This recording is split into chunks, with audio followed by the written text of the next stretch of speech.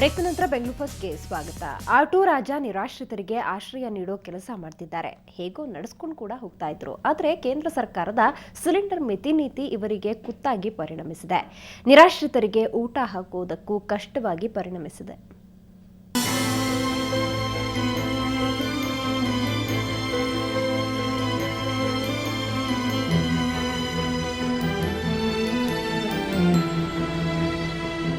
ವರ್ಷಕ್ಕೆ 6 ಸಿಲಿಂಡರ್ ಅಂತ ಕೇಂದ್ರ ಸರ್ಕಾರ ಮಿತಿಗೊಳಿಸಿದೆ.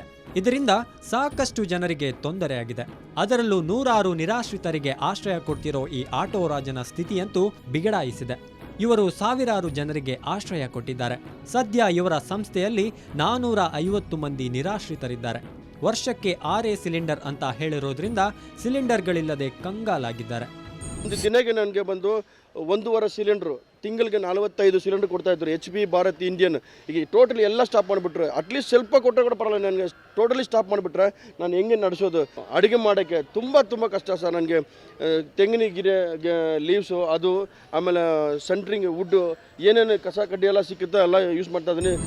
ಇನ್ನು ಗ್ಯಾಸ್ ಸರಬರಾಜು ಸ್ಥಗಿತಗೊಂಡಿರೋದ್ರಿಂದ ನಿರಾಶ್ರಿತರು ಕಸ ಕಡ್ಡಿ ಹಾಗೂ ತೆಂಗಿನ ಗರಿ ಬಳಸಿ ಅಡುಗೆ ಮಾಡಲು ಸಹಾಯ ಮಾಡ್ತಿದ್ದಾರೆ.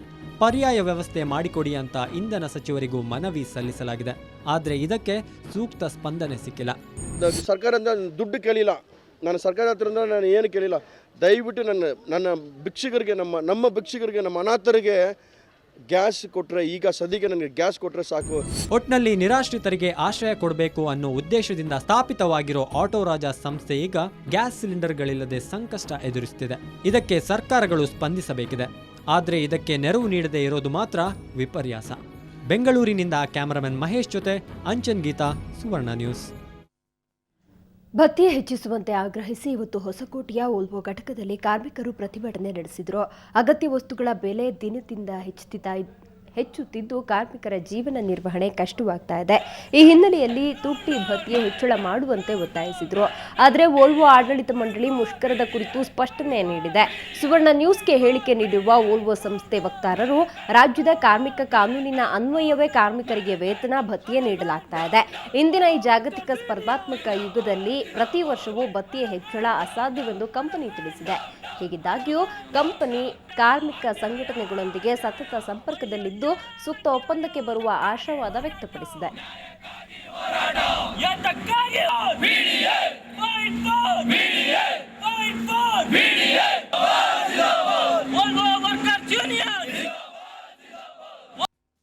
ತುಟ್ಟಿ ಭತ್ಯೆ ನಮಗೆ ಬೇಕು ಅಂತೇಳಿ ಕಳೆದ 10 ವರ್ಷದಿಂದ ಕೇಳ್ಕೊಂಬಂದಿದ್ದೀವಿ. ಸಾಲದಕ್ಕೆ ಇದೇ ಮ್ಯಾನೇಜ್ಮೆಂಟು ಪೀಣ್ಯದಲ್ಲಿರೋಂಥ ನಮ್ಮ ಕನ್ಸ್ಟ್ರಕ್ಷನ್ ಎಕ್ವಿಪ್ಮೆಂಟ್ ಪ್ಲಾಂಟಲ್ಲಿ ಕೊಡ್ತಿದ್ದಾರೆ. ಆದರೆ ನಮಗಿಲ್ಲಿ ಕೊಡ್ತಾ ಇಲ್ಲ. ಸೊ ನಾವು ಹೇಳ್ತಾ ಇದ್ದೀವಿ, ಓಲ್ವೋದಲ್ಲಿ 15 ವರ್ಷದಿಂದ ಕೆಲಸ ಮಾಡ್ತಾ ಇದ್ದೀವಿ. 98 ಕಂಪ್ನಿ ಸ್ಟಾರ್ಟ್ ಓಲ್ವೋ ಇಂಡಿಯಾಗೆ ಬಂದಾಗಿಂದ ಇರೋಂಥ ಕಾರ್ಮಿಕರು ನಾವು. ನಮ್ಗೆ ತುಂಬ ಹೊರೆ ಆಗುತ್ತೆ ಅನ್ನೋ ಒಂದೇ ಕಾರಣ ಅಂತ ಹೇಳ್ಕೊಂಡು ಅವರು ಇಲ್ಲಿವರೆಗೂ ಕೊಡೋದಕ್ಕೆ ಮುಂದೆ ಬಂದಿಲ್ಲ. ಬೆಂಗಳೂರಲ್ಲಿ ಟಿಪ್ಪು ಸುಲ್ತಾನ್ ಅರಮನೆ ಇದೆ ಅನ್ನೋದು ಎಲ್ಲರಿಗೂ ಗೊತ್ತು. ಆದರೆ ಇಲ್ಲೇ ಪಿರಂಗಿಗಳು ಇದ್ವು ಅನ್ನೋದು ಇವತ್ತು ಗೊತ್ತಾಗಿದೆ. ಅದು ಹೇಗೆ ಅಂತೀರಾ? ಈ ರಿಪೋರ್ಟ್ ನೋಡಿ.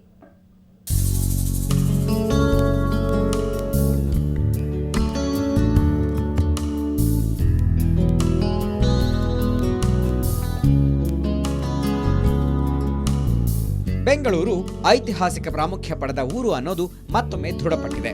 ಇವತ್ತು ಕೆಆರ್ ಮಾರ್ಕೆಟ್ ಬಳಿ ನಡೀತಾ ಇದ್ದ ಮೆಟ್ರೋ ಕಾಮಗಾರಿ ವೇಳೆ ಟಿಪ್ಪು ಹಾಗೂ ಬ್ರಿಟಿಷರ ಕಾಲದಲ್ಲಿ ಬಳಸ್ತಾ ಇದ್ದಂತಹ ಫಿರಂಗಿ ಹಾಗೂ ಗುಂಡುಗಳು ದೊರೆತಿವೆ.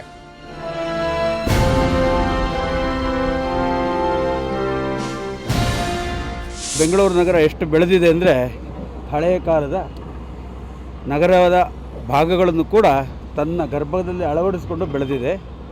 ಹೀಗಾಗಿ ಬಹಳ ಒಂದು ಮುಖ್ಯವಾದ ಕೋಟೆ ಆವರಣದಲ್ಲಿ ಒಂದು ಕಬ್ಬಿಣದ 12 ಅಡಿ ನೀಳ ಫಿರಂಗಿ ದೊರೆತಿದೆ.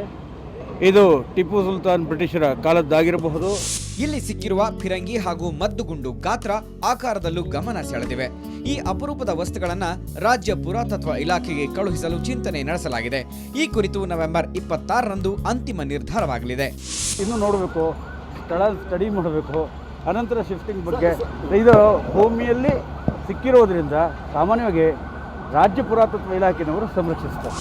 ಈ ಹಿಂದೆ ದೆಹಲಿ ಮೆಟ್ರೋ ಕಾಮಗಾರಿ ವೇಳೆಯೂ ಬೃಹತ್ ಸುರಂಗ ಮಾರ್ಗ ಪತ್ತೆಯಾಗಿತ್ತು. ಅದರಂತೆ ಇಲ್ಲಿಯೂ ಕೂಡ ಐತಿಹಾಸಿಕ ಕುರುಹು ಸಿಗ್ತಾ ಇರೋದು ಕುತೂಹಲ ಕೆರಳಿಸಿದೆ. ಬೆಂಗಳೂರಿನಿಂದ ನಂದಿನಿ, ಸುವರ್ಣ ನ್ಯೂಸ್. ಮನಸ್ಸಿದ್ರೆ ಏನ್ ಬೇಕಾದರೂ ಸಾಧನೆ ಮಾಡಬಹುದು ಅನ್ನೋದಕ್ಕೆ ಇಲ್ಲೊಂದು ನಿದರ್ಶನವಿದೆ.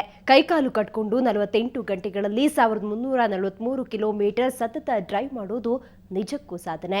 ಬಾಗಲಕೋಟೆ ಜಿಲ್ಲೆಯ ಹುನಗುಂದದ ಈರಣ್ಣ ಇಂತಹ ಸಾಹಸ ಮಾಡಿದ ಮೊದಲಿಗ ಅನ್ನೋ ಕಾರಣಕ್ಕೆ ಲಿಮ್ಕಾ ದಾಖಲೆಗೂ ಪಾತ್ರರಾಗಿದ್ದಾರೆ. ಇದಕ್ಕೆ ಬೆನ್ನೆಲುಬಾಗಿ ನಿಂತವರು ಹುನಗುಂದ ಶಾಸಕರಾದ ದೊಡ್ಡಣ್ಣಗೌಡರು. 22 ಲಕ್ಷದ ತಮ್ಮದೇ ಶೆವರ್ಲೆಟ್ ಕಾರ್ ಕೊಟ್ಟು ಈ ಸಾಹಸಕ್ಕೆ ಪ್ರೇರಣೆ ನೀಡಿದ್ದಾರೆ.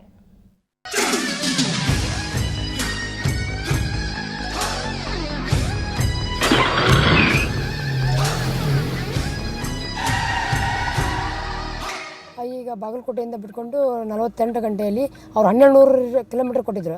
ಈಗ ನಾನು 1343 ಕಿಲೋಮೀಟರ್ಗಳನ್ನು ಕ್ರಮಿಸಿ ಇವಾಗ ಯಶಸ್ವಿಯಾಗಿ ವಿಧಾನಸೌಧವರೆಗೂ ಬಂದಿದ್ದೀನಿ.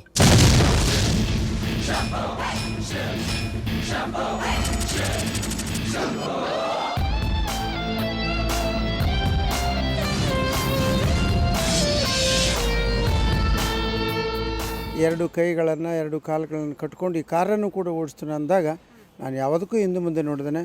ಈ ಒಂದು ಕಾರ್ಯದಲ್ಲಿ ಯಶಸ್ವಿ ಆಗ್ತಾನೆ, ಯಾವತ್ತೂ ಸಾಹಸಮಯ ಕೆಲಸಕ್ಕೆ ಕೈ ಹಾಕ್ತಾನೆ, ಅದರಲ್ಲಿ ಯಶಸ್ವಿ ಆಗ್ತಾನೆ ಒಂದು ಆತನ ಮೇಲೆ ಇರ್ತಕ್ಕಂಥ ಭರವಸೆಯಿಂದನೇ ನನ್ನ ಕಾರನ್ನು ಆತನಿಗೆ ಕೊಟ್ಟಿದ್ದು. ಬೇರೆಯವರು ಯಾರೂ ಕೊಡಲಿಕ್ಕೆ ಅನುಮಾನ ಮಾಡಿದರು.